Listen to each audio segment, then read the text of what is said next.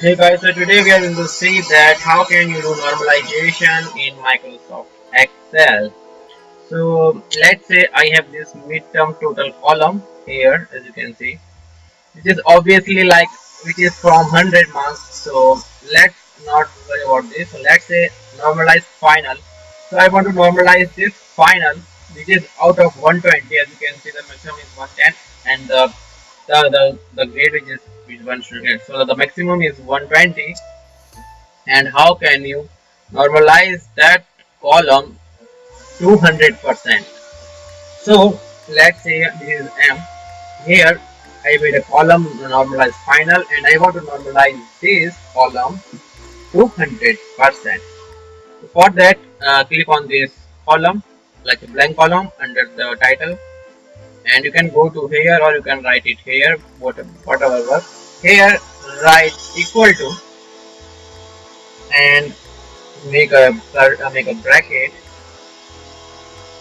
Then click on this column, multiply it with your normalization point. Like I want to normalize to 100. If you want to normalize to 50, write 50. So here just close this bracket and divide it by the maximum number possible for that value. So if the maximum number possible for that column is 120, so divided by 120 and click this, you will get the normalization which is 55.83 for 67, and just drag this all the way so that you can get all the normalization of all these values.